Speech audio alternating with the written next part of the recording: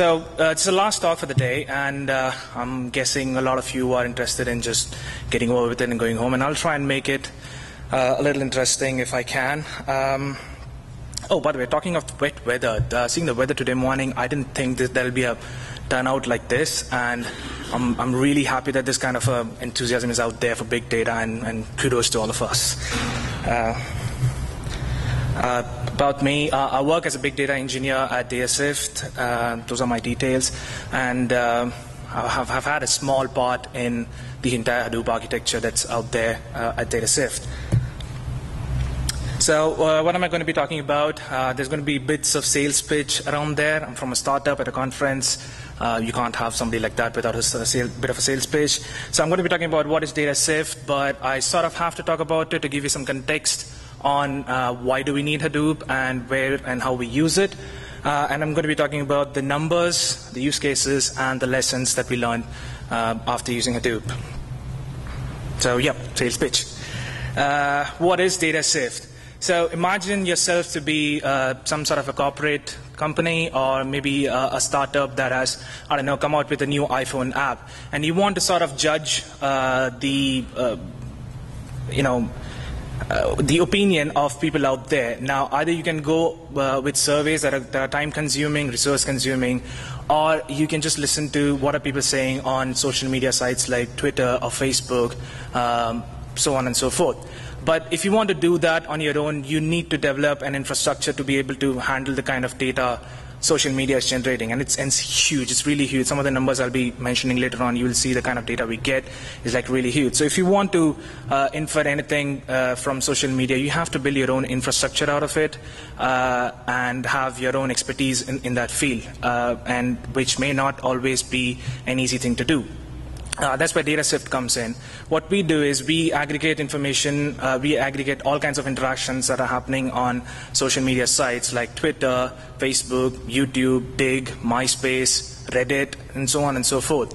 And we collect all this, augment it with information like the demographic, sentiment, influence scores, language detection, location detection, and things like that, and then pass on this information to our users in near real time.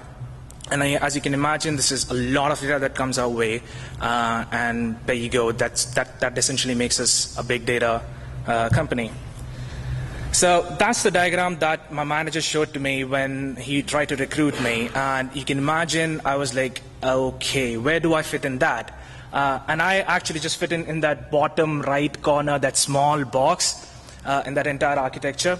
So to basically get to there, I sort of have to explain what the rest of the system does, and I'll sort of quickly go over it in the first part of my presentation, and I'll try and come to Hadoop as soon as I can. That was the bottom left bit over there. So as you can see, we have all these data sources that come our way. We do link detection as well. We do link resolution. So if you have something like a bit.ly link in there or a shortened link, we resolve that link to the last possible URL that it's going to get redirected to. And then we add augmentations like cloud scores, sentiment analysis, gender detection, language detection, and things like that. And then we pass it further on. So yeah, that's the diagram again. And then the next bit, the top left bit, is the filtering system. So now if you want to listen to Twitter information, you don't want to listen to the entire Twitter fire hose. You do want to listen to what somebody's talking about, something specific. So if you released an iPhone product, you want to get all interactions from Twitter or all stuff that is being said on Facebook that is actually specifically talking about your product. So in that case, we let users filter information from these data sources, so you don't have to listen to the whole thing. So that's where the filtering engine comes into picture, which is basically a sharded system. So we have multiple nodes filtering information, and you can define your own filtering using a simple language that we have created, which we call the curated stream definition language, or the CSTL, where you can say something as simple as interaction.content contains iPhone or Apple or Google or whatever you want.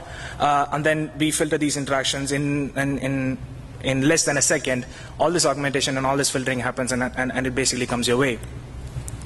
So that's the left side of the diagram. Let's go to the top right bit of it. So we have a front end as well, where you can actually specify these rules properly in a sort of a editor, where we can tell you whether the rule that you have mentioned is correct or not. But that's just basically diagram used to scare people, so I'll just move a little further ahead quickly. So yeah, that's the bit we probably are interested in over here, and that's a little oversimplified version of what we really do. So let's make this slightly more complicated. So yeah, we get all an input data, we augment it, and then there are two channels on which we send out the data further on. One is the archiver, and the other is the recorder. To explain this, I'll actually explain what these archivers and recorders are in detail in a few slides. But basically, the takeaway from that slide is that we use a HBase cluster, which interacts well with MapReduce, and then we use MapReduce on top of HBase, basically, to export this data out in case you want data post-processed rather than in real time. So yeah, talking about the numbers, we have 60 machines right now. Each one of them is running the data node, the task tracker, the region server. We have 2 machines running name nodes and 2 machines running HBase master. Oh, and we have 2 machines running Zookeeper as well. I missed that in my slide. And each of these machines basically looks something like that. Dual-core Xeon, Intel Xeon machines, 16 cores, 24 GB RAM, 6 2TB disks, and we have a gigabit network link. So the data that we see an average of 35,000 interactions per second. That's not just Twitter, that's pretty much every data source that we have. On an average is about 35,000. Peak loads go above 8,000, and when the Super Bowl came, our systems were on fire, basically, because we saw 12,000 interactions coming in per second. And each of these interactions, when we get them from the source, they're roughly around 500 bytes or something, but once we add all the augmentations on top of it, they blow it up to almost 2 kilobytes. That's about 1 GB a minute and about 2 terabytes a day. That's including replication. So we have a replication factor of 3. So that's 2 terabytes a day. And that's not it. That's just the raw data that's coming our way. On top of it, the recording system that we mentioned. Okay, let me give you a quick overview of what the recording system does. So when data comes our way, we augment it, send it to you. There are many ways you can actually get this data. You either get it over an HTTP WebSocket, so you keep listening to it, and it's up to you to consume it as fast as you can. We'll just push it your way. The other way is to have a buffered stream, where we buffer the stream for 5 minutes, and you keep making HTTP requests to get data for the next 50 interactions, next 100 interactions. So you'll run into trouble if you're asking for a very high volume stream. And the third way of doing it is to actually ask us to record the stream at our end. So you may not have the capability of consuming a stream that big, but we can record it for you and then export it in either a CSV format or a JSON format. So if you can just open an Excel file, we can give it to you in that format, and then you can do any analysis you want to do on that. So this slide is basically giving you numbers of just the data we see. But when we actually store data, we don't just store the raw data that comes our way. We also have to store these recordings and a few other things as well, and they're substantially huge as well. Okay, so basically, these are the 4 applications that we have right now that are using the Hadoop ecosystem. So we use HBase to store our recordings that I just mentioned, and what we call the archive or the ultra-host, which is storing everything that comes our way so that you can have access to it at a later date as well.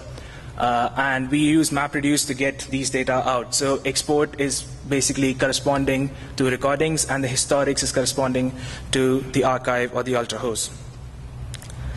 So yeah, as I explained earlier, what are recordings? Recordings are basically user-defined streams where you say this is the stream that I want to listen to, but hey, I can't consume this at the rate you're going to push it out to me. Please record it for me. Or you just want it in some nice Excel format. You can just tell us to record it. Now, now this data that is coming our way is basically time series data. So it's coming in regular intervals and it's coming in a time series. Now when we store this in HBase starts to quickly run into hotspotting problems because HBase has to store data in a sorted fashion.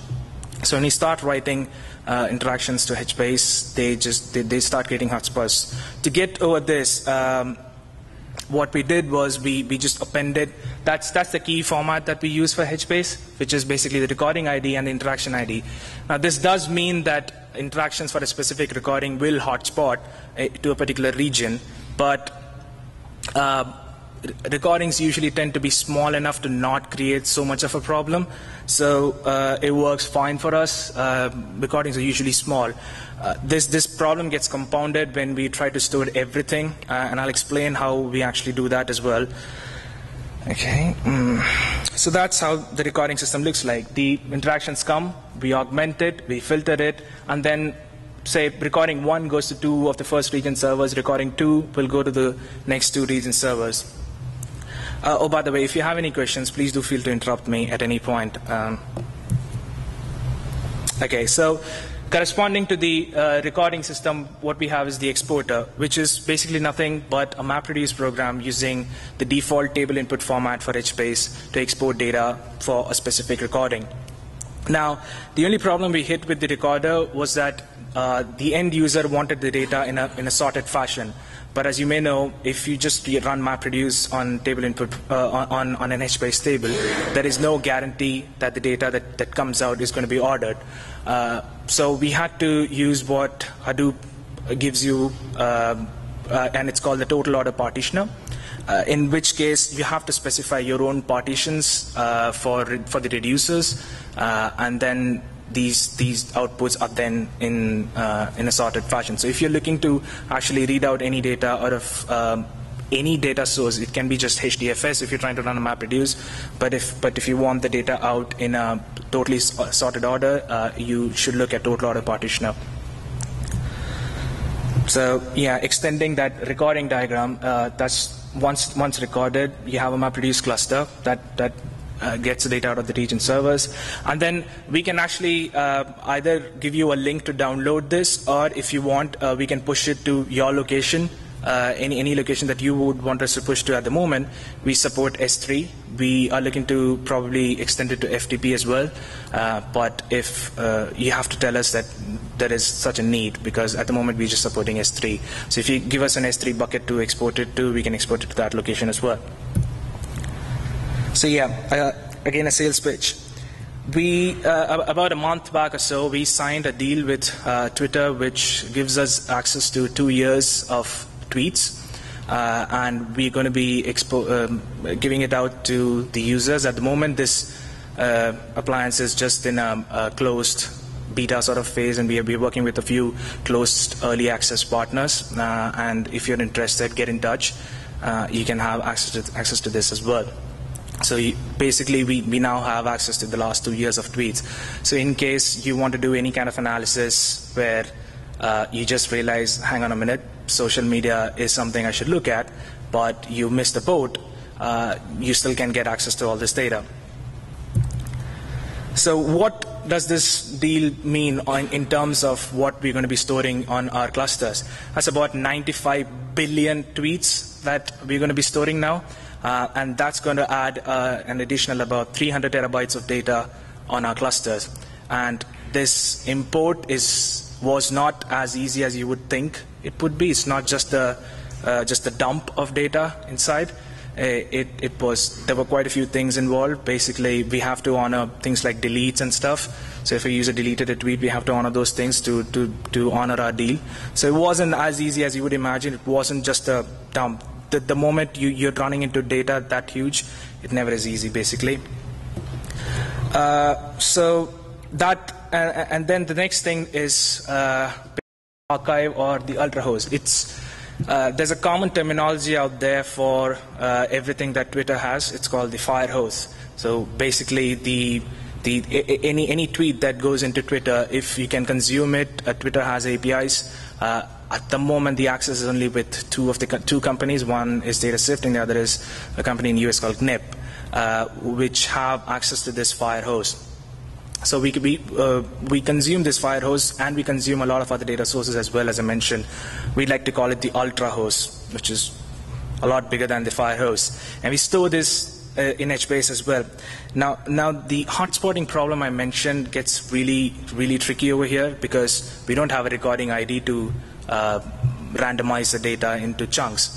But we still need to deal with this hotspotting problem. So a simple solution we came up with was to basically hash the key and modulus that by 256 and have 256 buckets, basically turn the hash into just one bit and prepend it in front of the key. So the key basically gets randomized. So instead of the key going to the same region server every time, now it'll be going to a random region, basically. So think of it as about 256 recordings, essentially. That's what it turns out into.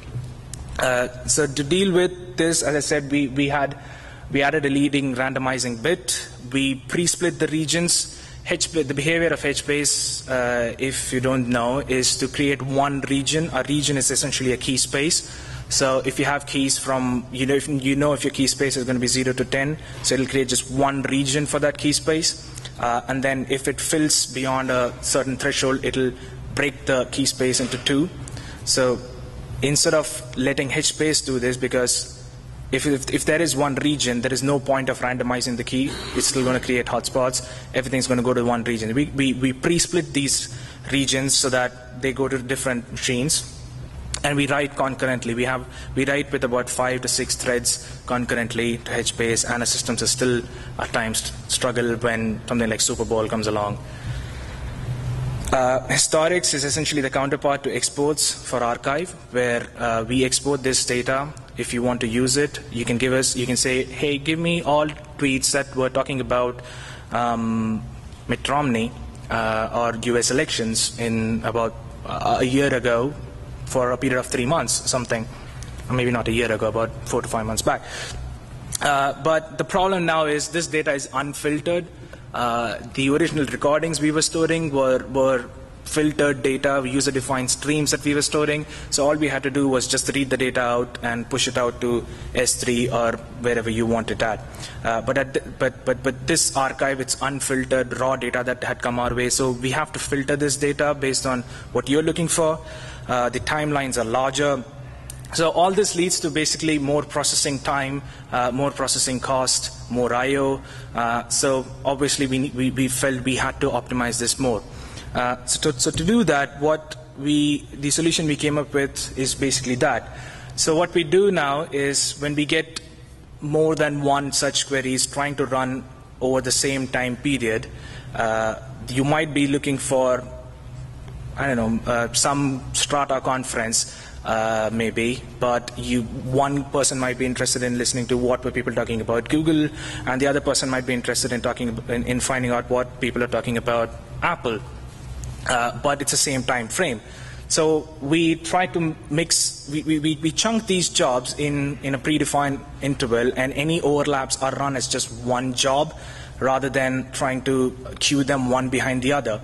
So we read the data once, filter it into multiple streams, and then push it out to whoever wants it, basically.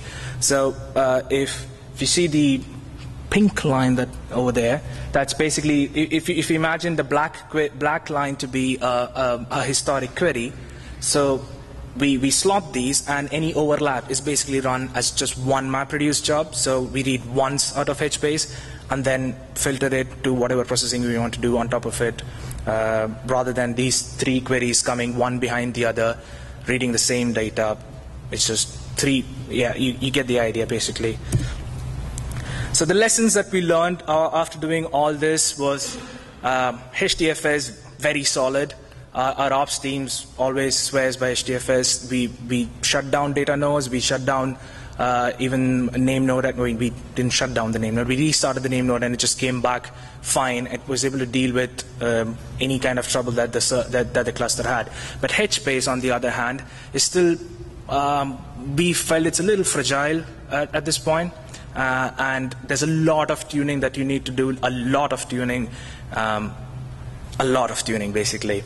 So, based on your use case, you might want to look at what your heap size is, what your block size is, what your mem store size is. So if it's a high write that you're doing like us, and very few reads out, you might consider increasing your block size. The default block size, I think, is about 64 KB, if I'm not wrong. We have a block size of 1 MB. The reason block sizes should be small is if you want to do some sort of a random seek on data, it's much easier if your block sizes are small. But if you're not going to do random seek very often, and your write throughput is very high, try and keep your block sizes slightly larger. And again, you might want to increase your mem store sizes as well, because mem store sizes are kept at a certain threshold because the rest of the memory is basically used for read caches. Again, if you're not doing many reads, try to play with your mem store size. You might want to keep your column family size, the number of column families small, because the number of H files that get created are per column family. Be aware of any hotspotting issues. So if you're trying to write any time series data, any big data solution can very soon run into hotspotting problems. I think Chandar deals with this in a slightly better way, but still, be careful of your hotspotting issues. Okay, and use compression. Compressions like Snappy are quite good nowadays, and they're really fast in compressing and decompressing. Try and use compression. Your ops team cannot be just a system admin. He or she needs to have intimate knowledge of the system, because it is a fairly new and fragile sort of a system. So your ops team needs to be well aware of what is happening and where it's happening. Yeah, and try and monitor everything that's happening in your cluster, your GCs, how much CPU is being consumed, how long is it taking for compaction, and not just system metrics, but try and monitor application metrics as well, as to how many writes are you really doing, because that'll help you determining how should you tune your cluster. And a common thing I've found is people try to use HBase as a closed library. That is not going to work. If you want something good out of HBase, be brave and just go about fiddling with HBase code. But if you do, I would encourage you to contribute back into the trunk for HBase. And using a distribution is fairly advisable. If you can afford to, I'd say go for a distribution. And go for their customer support as well. We use Cloudera, and they're fairly good. So that's about it, and I hope the use cases I've mentioned were useful to you. So if there are any questions, I'll try and answer them. Don't ask hard ones. Thank you. Oh, by the way, since everybody said, we are also hiring. If you want to look for it, just Google DataSift jobs. Thank you. Yeah. Sorry. Do you read JSON in something else? That's one thing that actually, in hindsight, we sort of should have. The thing is, we get this data in JSON format. We deserialize it and store it in HBase as columns.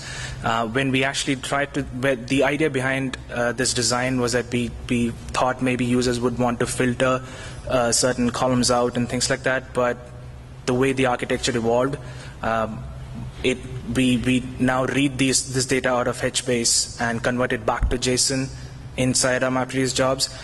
So we are sort of considering going back to just storing raw JSON in HDFS itself, and probably it's still under consideration. But yeah, we do use JSON, yes.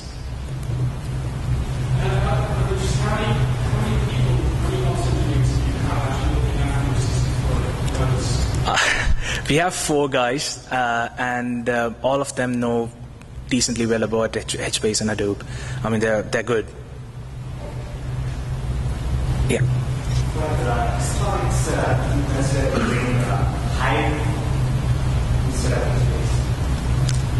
Well, Hive would still sit on top of HDFS. Yeah, well, Hive is just a sort of an imperative language schema-defining system on top of raw data. HBase gives us, well, you can't store data in Hive exactly. You store it on HDFS.